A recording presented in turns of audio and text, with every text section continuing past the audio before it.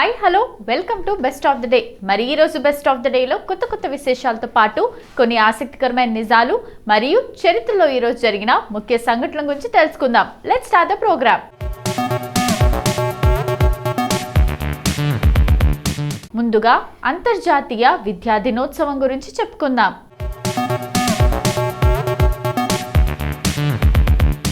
విద్య మనిషి ఆభరణం. సమాజంలో విద్య లేని మనిషి చీకట్లో ఉన్నట్లే లెక్క. ప్రపంచం ముందుకు పోతోంది. అయినా సరే ఇప్పటికీ కూడా కనీస విద్యకు నోచుకొని వారున్నారంటే ఆశ్చర్యం కలగక మానదు. కారణాలు ఏమైనా ఇప్పటికీ చాలామంది పిల్లలు ప్రతి ఏటా బడికి వెళ్లకుండా డ్రాప్ అవుట్ అవుతున్నారన్న మాట వాస్తవం.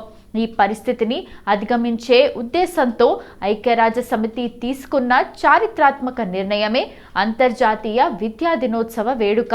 2018 జనవరి 24న మొదటిసారి అంతర్జాతీయ విద్యా దినోత్సవం. ఈ ప్రపంచం అభివృద్ధి చెందాలంటే విద్య కీలక పాత్ర పోషిస్తుంది. పురోగతి, సాధికారత, సామాజిక మార్పుకు మూలస్తంభంలా నిలిచే విద్య గురించి ఓ వేడుక జరుపుకోవాలనే ఉద్దేశంతో అంతర్జాతీయ విద్యా దినోత్సవం 2018 జనవరి 24న జరిగిన ఐక్యరాజ్య సమితి వేడుకగా మొదటిసారి జరుపుకున్నారు. ఆ రోజు ఆ వేడుక విజయవంతం అవ్వటంతో ఇక ప్రతి ఏటా ఈ అంతర్జాతీయ విద్యా దినోత్సవాన్ని జరుపుతూ వస్తున్నారు. సమ్మిళిత సమానమైన విద్యా వ్యవస్థల అభివృద్ధిని ప్రోత్సహించటం, అందరికీ విద్య యొక్క విలువ గురించి ప్రజలకు అవగాహన కల్పించటం ఈ దినోత్సవం యొక్క ఉద్దేశం. ప్రజల జీవితాలను మార్చడానికి, మెరుగైన సమాజాన్ని సృష్టించడానికి విద్య యొక్క సామర్థ్యాన్ని కూడా ఈ రోజు తెలియజేస్తుంది. ప్రాముఖ్యత: అంతర్జాతీయ విద్యా దినోత్సవం రోజున ఉజ్వల భవిష్యత్తును నిర్మించడంలో విద్య పోషిస్తున్న కీలక పాత్రను గౌరవించే లక్ష్యంతో ప్రపంచ నలుమూలల నుండి ఉపాధ్యాయులు, విద్యావేత్తలు, సంస్థలు, ప్రభుత్వాలు కలిసి వస్తారు. విద్య యొక్క నాణ్యతను పెంపొందించడానికి, నిర్దిష్ట చర్యలు తీసుకోవటానికి ఈ వేదిక ఎంతగానో ఉపయోగపడుతుంది. అందరికీ సమగ్రమైన, న్యాయమైన, నాణ్యమైన విద్యకు మద్దతు ఇవ్వాలనే ఉద్దేశాన్ని ఈ కార్యక్రమం ప్రతిబింబిస్తుంది.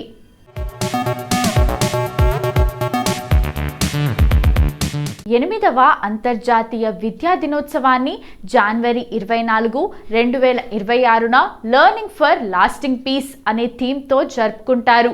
ఈ థీమ్ శాంతి మరియు అవగాహనను ప్రోత్సహించడంతో పాటు విద్య యొక్క ప్రాముఖ్యతను హైలైట్ చేస్తుంది.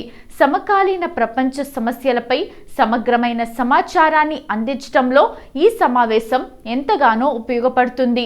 763 మిలియన్ల పెద్దలు నిరక్షరాస్యులు. యునెస్కో నివేదిక ప్రకారం ప్రపంచవ్యాప్తంగా నేటికి 250 మిలియన్ల మంది పిల్లలు మరియు యుక్త వయస్కులు పాఠశాలకు దూరంగా ఉన్నారు. 763 మిలియన్ల పెద్దలు నిరక్షరాస్యులుగా ఉన్నారంటే ఆశ్చర్యంగా ఉంది కదా.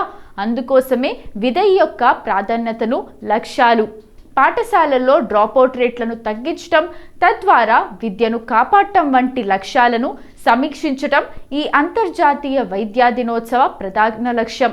రాబోయే తరానికి విద్య యొక్క గొప్పతనాన్ని వివరిస్తూ ఆర్థిక మాంద్యం, విపత్తుల సమయాల్లో ఎదురయ్యే సవాళ్లను ధైర్యంతో ఎదుర్కొనే మార్గాలను ఈ వేదికపై వివరిస్తారు.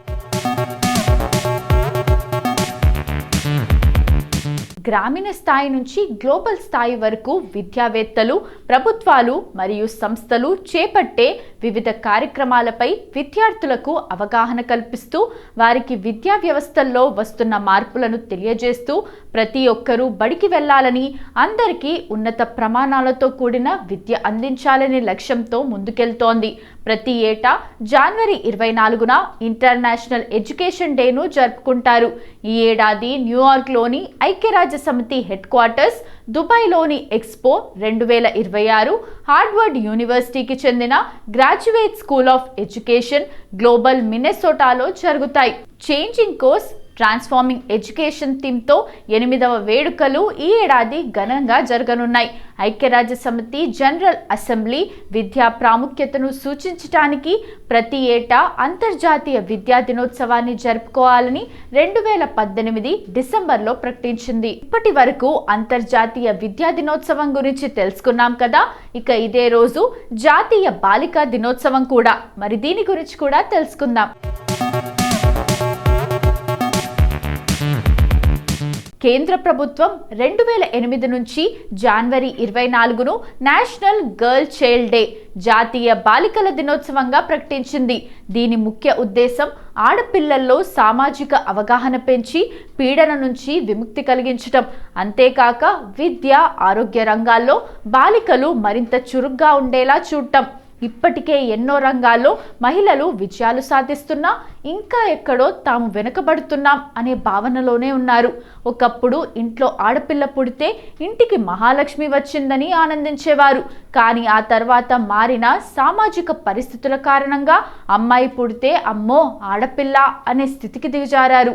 ప్రస్తుత సమాజంలో కొంతమంది జెండర్ నిర్ధారణ పరీక్షల ద్వారా ఆడపిల్ల అని తెలియగానే కడుపులోనే కడతెర్చే ప్రయత్నాలు మొదలవుతున్నాయి. ఇంకా ఆడపిల్లలకు అడుగడుగునా ఆంక్షలు విధిస్తున్నారు.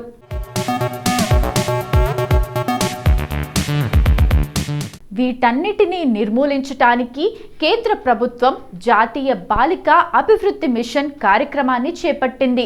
ఆడపిల్లల అభివృద్ధిపై ప్రత్యేక దృష్టి సారించింది. దీనిలో భాగంగా సమాజంలో బాలికల సంరక్షణ పట్ల, బాలికల హక్కులు, ఆరోగ్యం, విద్య, పోషకాహారం, సామాజిక ఎదుగుదల వంటి అంశాలపై అవగాహన కల్పిస్తూ ఏటా జనవరి 24ను జాతీయ బాలిక దినోత్సవంగా నిర్వహిస్తోంది. ఈ సందర్భంగా దేశవ్యాప్తంగా అనేక కార్యక్రమాలను నిర్వహిస్తోంది. నిర్భయ ఘటనే ఓ ఉదాహరణ. స్త్రీ లేకపోతే సృష్టిలో జీవం లేదు, స్త్రీ లేకపోతే అసలు సృష్టే లేదు. అందువల్ల ఆడపిల్లలను రక్షించుకుందాం, అమ్మాయిలను ఆదరిద్దాం, సృష్టిని కాపాడుకుందాం. అమ్మగా, సోదరిగా, భార్యగా భవిష్యత్ తరాల కోసం ప్రస్తుతం పురుషులతో సమానంగా మహిళలు అన్ని రంగాల్లో విజయాలు సాధిస్తున్నారనటంలో ఎలాంటి సందేహం లేదు.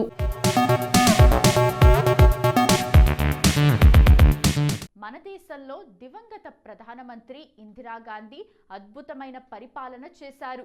మరెందరో మగువలు ముఖ్యమంత్రులుగా తమ సత్తా చాటారు. తెలంగాణ రాష్ట్రంలో బీద కుటుంబం నుంచి వచ్చిన గిరిజన బాలిక మాలవత్ పూర్ణ ప్రపంచంలోనే అత్యంత ఎత్తైన ఎవరెస్ట్ శిఖరాన్ని ఎక్కి తెలంగాణ ఘనతను ప్రపంచానికి చాటింది. క్రీడారంగంలో సానియా మిర్జా, సైనా నెహ్వాల్, పివి సింధు ఎన్నో అద్భుతాలు సృష్టించారు. ఇలా ఎందరో మహిళలు వివిధ రంగాల్లో తమ ప్రతిభతో విజయపథంలో దూసుకుపోతున్నారు. ప్రస్తుత గ్లోబలైజేషన్ నేపథ్యంలో సమాజంలో కొంత మార్పు వచ్చినప్పటికీ ఇంకా దేశంలో ఎక్కడో ఒక చోట నిత్యం ఆడపిల్లలపై అత్యాచారాలు కొనసాగుతూనే ఉన్నాయి. దీనికి ఢిల్లీలో జరిగిన నిర్భయ ఘటనే ఉదాహరణ. ఆడపిల్లలకు పుట్టుకతోనే వివక్ష, పెంపకంలో వివక్ష, చదువుల్లో, ఉద్యోగ అవకాశాల్లో వివక్ష, అంతేకాక వివాహ సమయంలో వివక్ష అడుగడుగునా ఎదురవుతోంది.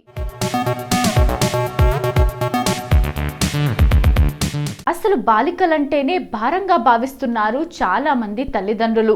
కొన్ని కార్పొరేట్ ఆసుపత్రులు డబ్బులకు ఆశపడి జెండర్ పరీక్షలు చేసి ఆడపిల్లలు పుట్టకుండా పరోక్షంగా సహాయపడుతున్నాయి. ఇది చాలా దురదృష్టకరం, అవమాననీయం. ముఖ్యంగా విద్యారంగంలో పట్టణ ప్రాంతాలతో పోల్చుకుంటే గ్రామీణ ప్రాంతాల్లో బాలికల పట్ల వివక్ష ఇంకా కొనసాగుతూనే ఉంది. వారిని అబ్బాయిలతో సమానంగా చదివించడం లేదు. తగినంత స్వేచ్ఛను ఇవ్వాలి.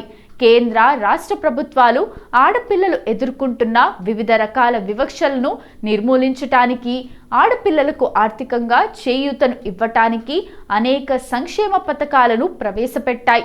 కేంద్ర ప్రభుత్వం ప్రవేశపెట్టిన సుకన్య సమృద్ధి యోజన, బాలికా సమృద్ధి యోజన ద్వారా ఆర్థికంగా చేయూతనివ్వటం, బేటీ బచావ్, బేటీ పడావ్ పథకం ద్వారా బాలికలను రక్షించటం, బాలికలను విద్యావంతులను చేయటానికి ప్రయత్నాలు చేస్తోంది.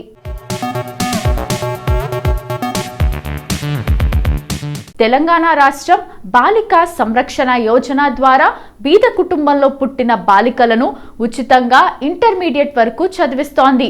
కర్ణాటకలో భాగ్యలక్ష్మి, మధ్యప్రదేశ్లో లాడ్లీ లక్ష్మీ యోజన్, రాజస్థాన్లో రాజలక్ష్మి, గుజరాత్లో బాలికా సమృద్ధి యోజన, పంజాబ్లో రక్షకి యోజన మొదలైన పథకాలు బాలికల రక్షణ కోసం రూపొందించారు. ఆడపిల్లలు అన్ని రంగాల్లో అభివృద్ధి చెందాలంటే ఆయా రంగాల్లో వారికి తగినంత స్వేచ్ఛను ఇస్తూ ఆడపిల్ల అనగానే భారంగా భావించే సంకుచిత ధోరణి నుంచి మారాలి. మాకు ఆడపిల్లే కావాలి అనే స్థాయికి సమాజం ఎదగాలి. ప్రతి ఒక్కరూ తమ బాధ్యతను గుర్తించాలి.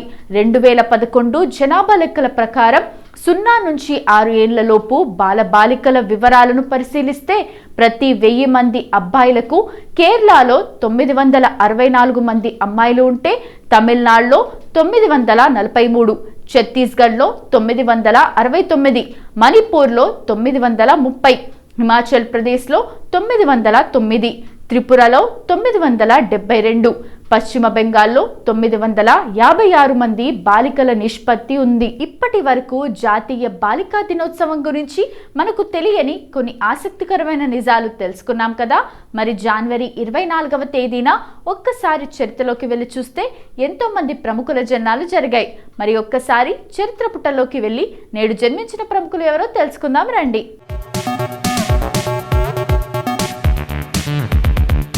రియా సేన్ ఒక భారతీయ నటి, మోడల్. బాలీవుడ్ బ్యూటీగా పేరున్న ఆమె హిందీతో పాటు బెంగాలీ, తమిళ చిత్రాల్లో నటించారు. రియా సేన్ అసలు పేరు రియా దేవ్ వర్మ. ఆమె 1981 జనవరి 24న జన్మించింది.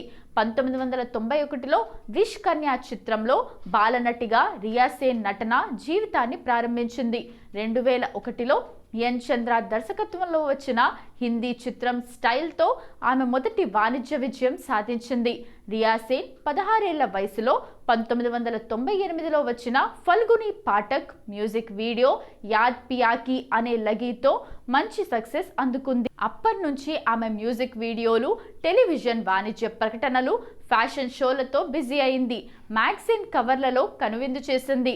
అపోహలను తొలగించే లక్ష్యంతో ఎయిడ్స్ అవగాహన మ్యూజిక్ వీడియోలో కనిపించింది. పీడియాట్రిక్ కంటి సంరక్షణ, నిరుపేద పిల్లల కోసం నిధులు సేకరించడంలో కూడా ఆమె సహాయం చేసింది.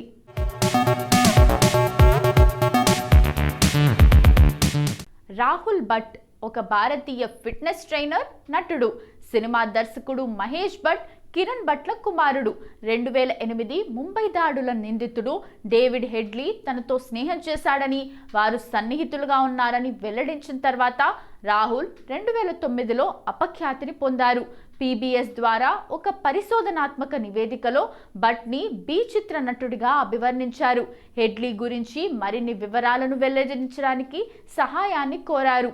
2010లో అతను రియాలిటీ షో బిగ్ బాస్ 4లో పోటీదారుడిగా ఉన్నాడు. రాహుల్ భట్ జనవరి 24, 1982న ముంబై, మహారాష్ట్రలో జన్మించారు.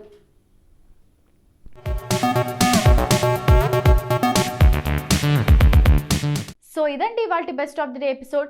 ఈ ఎపిసోడ్ అనేది ఈ రోజుకు సంబంధించిన కొన్ని ఆసక్తికరమైన విశేషాలు తెలుసుకోవడానికి ఉపయోగపడిందని అనుకుంటూ మళ్ళీ రేపటి ఎపిసోడ్లో కలుద్దాం.